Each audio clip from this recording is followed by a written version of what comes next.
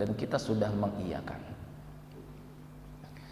Yang kedua, rezeki itu wabatinun, rezeki yang secara batin, secara tersembunyi, yaitu wahiyal ma'arifu, yaitu kenal dengan Allah, wal mukasyafatu, dan orang-orang yang terbuka hijab untuk bisa memandang Allah. Itu rezeki secara batin.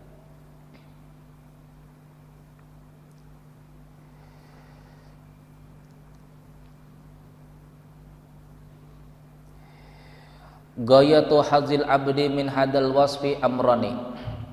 Jadi kalau kita sudah tahu Allah Tuhan kita yang menciptakan rezeki, menciptakan orang yang menerima rezekinya, dan Allah Ta'ala yang mengantarkan rezeki, dan Allah Ta'ala menjadikan yang namanya sebab kita mendapatkan rezeki, maka kewajiban kita yang pertama adalah ayya'rifa haqiqata hadal wasfi.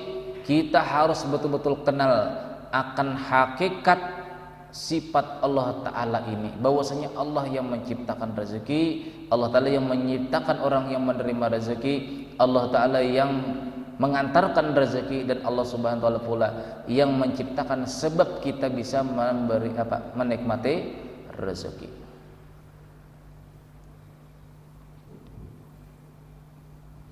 Jadi kalau kita nih misalnya semakin banyak rezeki yang kita nikmati, itu semakin sanggup kita tuh semakin habis. Istilahnya nih lah, istilahnya. Misal rezeki kita 5 miliar dalam mulai kita lahir sampai meninggal dunia. Semakin kita banyak pakai rezeki tadi, kita nikmati berarti pendek umur. Itu kalau kita tahu jumlahnya, inilah tahu jumlahnya. Jadi kalau kita misalnya mohon maaf di saat kita hendak makan tidak merasa nikmat, berarti bukan rezeki kita. Terkadang termuntah sampai berbulan-bulan kita nih makan selalu sedikit. Itu pertanda bahwasanya rezeki kita tuh masih panjang lagi. Kenapa? Karena kita belum menikmati yang namanya rezeki. Berarti umur kita tuh masih panjang lagi. Jadi seseorang itu mohon maaf, kalau seseorang yang dahulunya kaya lalu dimiskinkan Allah Subhanahu wa Ta'ala sehingga jalan rezekinya ini sedikit, insya Allah tanda orang itu panjang umur. Tapi tidak semua orang yang miskin itulah panjang umur. Cuma kalau secara akal nih lah, semakin banyak rezeki yang kita terima berarti semakin habis sudah stok daripada rezeki kita. Itu kalau pandang secara akal. Tapi ketentuan Allah Ta'ala umurnya sudah pas juga. Jadi wajib, kata Imam Ghazali, kita ini mengenali bahwasanya hakikat sifat Allah Ta'ala ini yang sudah kita lakoni, kita jalani di dalam kehidupan kita. Tidak bisa kita menyalahkan orang. Coba seandainya kamu begini kemarin tidak terjadi begini, tidak bisa. Tidak bisa baik kita menyalahkan seperti itu, tidak bisa. Coba kamu berpikir lebih jernihlah, nanti hati-hati ya.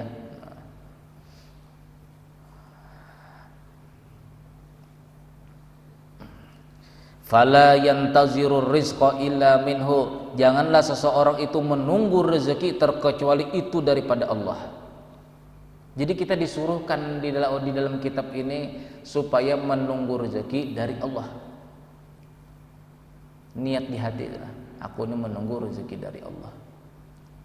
Wala yatawakkalu fihi illa alaihi, dan janganlah bertawakal atau berserah diri seseorang itu terkecuali kepada Allah.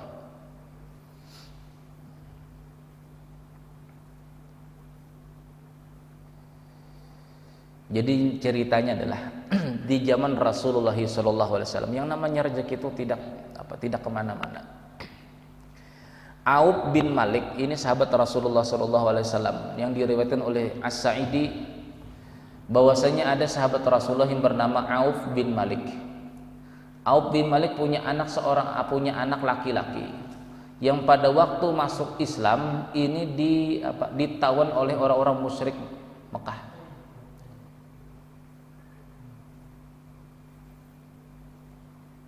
Dirantai. Mengadulah Auf bin Malik ini kepada Rasulullah, wahai Rasulullah, itu anak kami laki-laki satu-satunya, ibunya sering menangis, dan kami pun termasuk orang yang miskin, wahai Rasulullah. Jadi apa jawaban Rasulullah SAW? Bersabarlah, insya Allah dengan sabar tersebut Allah akan membukakan jalan. Mengadu terus ini kepada Rasulullah SAW. Lalu Rasulullah SAW mengasihkan amalan. Nah, ini bagusnya. Kalau kita di saat duka cita galau, supaya kita menerima rezeki, inilah menghadapi rezeki itu kita bisa mensyukuri. Karena seseorang yang galau lah di dalam menghadapi rezeki, di dalam menghadapi jodoh, di dalam menghadapi yang namanya akhir hidupnya atau umurnya, orang itu tidak bisa mensyukuri. Maka naudzubillah min dzalik. Kalau kita tidak bisa mensyukuri yang tiga inilah, rezeki, jodoh, sama umur, naudzubillah min dzalik.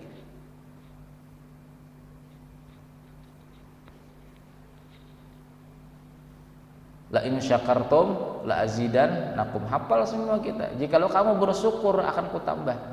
Jikalau kamu kufur maka azabku lebih pedih. Jadi tanda orang itu akan menerima azab Allah Ta'ala di dalam kubur, nah, itu tandanya tidak bisa mensyukuri tiga ini. Kita sudah mengiyakan di dalam takdir. Nah, berarti kalau sudah mengiyakan sudah ada di alam ini, cuma belum nampak. Bagaimana supaya kita menerima rezeki ini tadi kita bisa mensyukuri, menerima jodoh ini kita bisa mensyukuri, umur kita sekian kita pun bisa mensyukuri supaya tidak diazab oleh Allah Subhanahu wa taala di alam kubur. Caranya adalah banyak-banyak berhakikat bahwasanya Allah yang menciptakan rezeki ini, Allah Ta'ala menciptakan jodoh ini, Allah Ta'ala yang menjadikan umur ini, supaya kita bersyukur. Nah, tandanya supaya kita bersyukur yaitu banyaklah senang, ridholah terhadap ketentuan yang tiga tersebut apabila terjadi. Jadi amalannya, ini amal dari Rasulullah ini karena galau. Auf bin Malik ini galau, anak di penjara, diikat di tangan, diikat di kaki oleh kafir Quraisy, sedangkan kehidupan beliau miskin, anaknya pun tidak bisa membantu karena di penjara. Kalau kamu bersabar, kata Rasulullah, nanti ada jalannya. Apa kata Rasulullah sallallahu alaihi wasallam? Arsil ilaihi, wahai Auf bin Malik, sampaikan kepada anak kamu, anna Rasulullah sallallahu alaihi wasallam ya'muruka, bahwasanya Rasulullah menyuruh kepada engkau, antuk sira, banyak-banyak membaca min qauli la haula wala quwata illa billah. Itu amalan supaya tidak galau di dalam menerima datangnya rezeki, tidak galau di dalam menerima datangnya jodoh, tidak galau di dalam menerima datangnya umur kita. Ini galau ceritanya Auf bin Malik tadi, disuruh Rasulullah, wahai anakku. Jadi dengan cara mengintai-ngintai ke kafir Quraisy di sana, Auf bin Malik mengasih tahu, wahai anakku, Rasulullah SAW menyuruh kamu untuk membaca la haula wala quwata illa billah. Itu aja perbanyak, kata Rasulullah. Nah, di saat itulah Allah Subhanahu wa taala memberikan takdir, menampakkan takdirnya anak Auf bin Malik tadi. Di saat tidur kafir Quraisy, di saat tidur kafir Quraisy, ternyata rantai itu terbuka dengan sendirinya. Terbuka dengan sendirinya. Kebetulan pada waktu itu dia ini diikat di samping unta. Di saat tertidur kafir Quraisy tadi, rantai ini terbuka dengan sendirinya, unta ada di samping, ditunggang oleh beliau, oleh anak Auf bin Malik tadi. Nah, setelah ditunggang unta tersebut, unta tadi larinya pun melewati tempat pengembalaan kambing. Kambing-kambing yang biasanya tidak pernah mengikut unta, kambing-kambing pada waktu itu mengikut unta, lalu mengikuti Auf bin Malik sampai kepada mengikuti anak Auf bin Malik tadi sampai ke rumah. Jadi kata Auf bin Malik, Masya Allah, itu anakku kah? Wah, luar biasa, kata mamanya, kata istri Auf bin Malik, luar biasa anakku ini. Wah, kita kaya nih, unta dapat, kambing ngikut unta pun dapat, banyak harta pada waktu itu. Nah, ada aja jalannya lah, ada jalannya. Ini nih jangan dipakai dulu, kata Auf bin Malik, jangan disembelih, jangan. Kita lapor kepada Rasulullah Sallallahu Alaihi Wasallam, melapor kepada Rasulullah, ceritakan. Jadi kata Rasulullah SAW, pakailah, itulah rezeki kamu. Nah, adalah jalannya banyak, Allah Ta'ala membuka jalan. Yang penting, yang pertama, jangan galau di dalam menghadapi rezeki. Jangan galau di dalam menerima jodoh. Jangan galau di dalam menerima umur atau kehidupan kita. Dan amalkanlah amalan Rasulullah SAW ini, la haula wa la quwata illa billah. Jadi hidup ini tenang, karena sudah tahu kita ini sudah ada perbekalan, cuma kita belum melihat. Perbekalan jodoh, perbekalan rezeki, perbekalan pemberitahuan akan kematian kita sudah ada.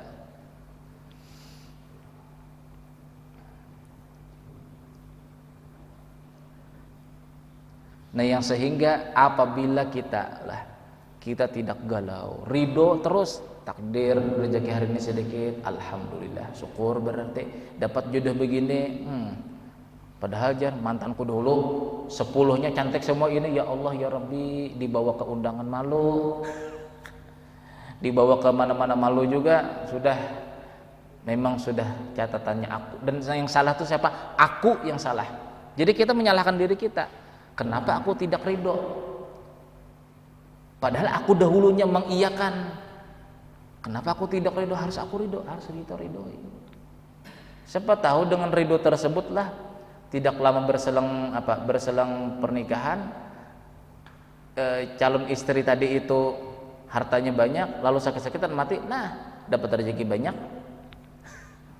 Ya Allah, tidak tahu perjalanan kita ini, tidak tahu semua, tidak tahu. Tahu lagi dah, enggak tahu Pak.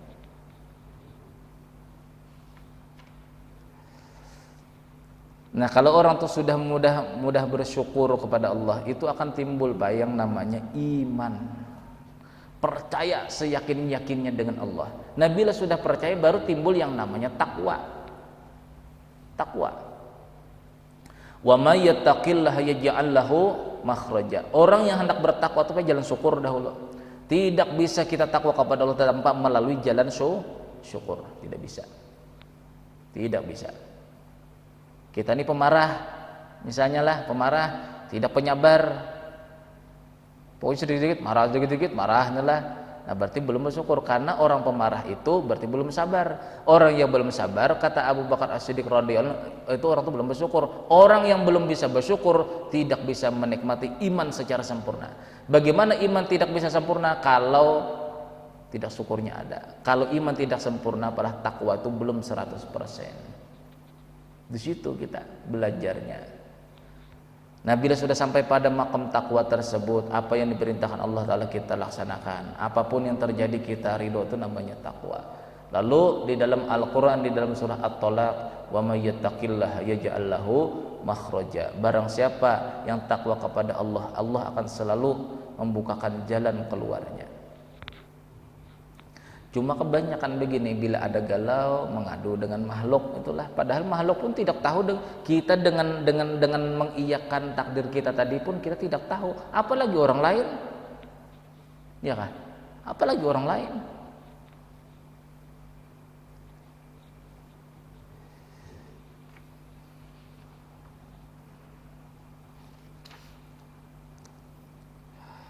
Man aksara minal istighfari ja'alallahu lahu min kulli hammin farhan. Aku ini aja tidak bisa ridho. Nah, mau tidak mau apa perlu lagi kita amalan supaya ridho. Man aksara minal istighfari, Riwayat daripada Ibnu Abbas radhiyallahu anhu bahwasanya Rasulullah sallallahu alaihi wasallam bersabda, "Man aktsara minal istighfar." Barang siapa yang memperbanyak istighfar, ja'alallahu lahu min kulli hammin farhan. Allah pasti, kata Rasulullah, akan menjadikan segala duka cita itu adalah menjadi kelapangan. Lapang. Jadi kalau kita ini hidup lapang, apapun yang dikasihkan Allah melalui makhluk-makhluk, dikasihkan jodoh, ini lapang ya, ridho. Bila kita lapang hati lah, datang yang namanya rezeki, datang namanya jodoh, datang kematian, insya Allah kita akan bersyukur. Nah, cuma untuk melapangkan hati ini dahulu, caranya bagaimana? Yaitu banyak-banyak beristighfar. Wa min kulli dayqin makhrajan, dan setiap yang sempit itu, kata Rasulullah, Allah Ta'ala akan bukakan jalan keluarnya. Wa razaqahu min haitsu la yahtasib, dan yang ketiga, amalan istighfar itu faidahnya Allah akan memberikan rezeki yang tiada disangka-sangka. Arti tidak disangka-sangka ini apa? Kita ini belum berpikir dahulu jalan keluarnya supaya dapat duit hari ini, sudah dibukakan Allah Ta'ala jalan. Hendak keluar rumah nih, melangkahkan kaki keluar rumah, hendak membawa dagangan misalnya supaya untuk membelikan susu untuk anak. Pada waktu kita melangkah begini, datang orang ke rumah. Pak, ya tunggu dulu sebentar, saya ada hajat kemarin ya, alhamdulillah makbul. Ini rezeki sampean. Nah, adakah? Asalkan itu tadi banyak-banyak berbahagia dengan takdir Allah dan banyak-banyak beristighfar. Jadi insya Allah Pak, kalau kita banyak istighfar itulah. Istighfar yang disunahkan Rasulullah SAW itu adalah 100 kali sehari. Sedikit aja enggak banyak. Nah, itu janji Rasulullah adalah yang pertama, orang yang duka cita akan lapang, orang yang sempit kehidupannya akan dibukakan Allah Ta'ala jalan, dan yang ketiga, Allah Ta'ala akan meluaskan rezekinya tanpa disangka-sangkanya.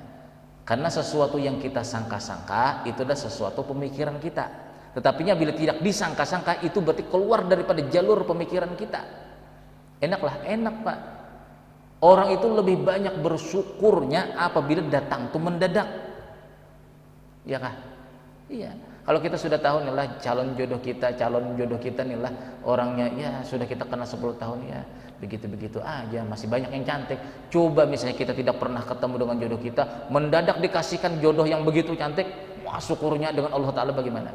Nah, sama halnya yang namanya rezeki itu apabila dijadikan Allah Ta'ala min haitsu la yahtasib, tidak pernah kita sangka-sangka, artinya tidak pernah kita pikir jalannya kok dapat begini, kita syukurnya kepada Allah Ta'ala semakin tinggi.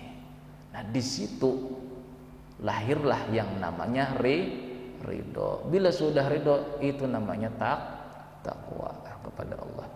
Mudah-mudahan ada manfaatnya. Mudah-mudahan Allah Subhanahu wa Ta'ala menjadikan hati kita, mudah-mudahan Allah Ta'ala mengampuni semua dosa zahir dan batin kita, dijadikan kita ridho dengan ketentuan Allah, bahwasanya Allah yang memberikan rezeki, bahwasanya Allah Ta'ala yang menciptakan, Allah Ta'ala yang menyampaikan, Allah Ta'ala yang menjadikan sebab sampainya rezeki kepada kita.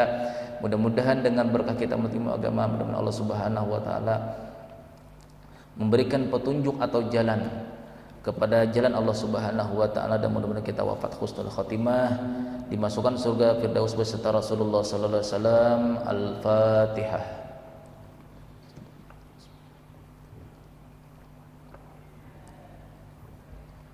Bismillahirrahmanirrahim. Alhamdulillahirabbil alamin, wassalatu wassalamu ala asyrafil anbiya'i wal mursalin sayyidina wa Muhammad wa ala sahbihi barik wasallim ajma'in.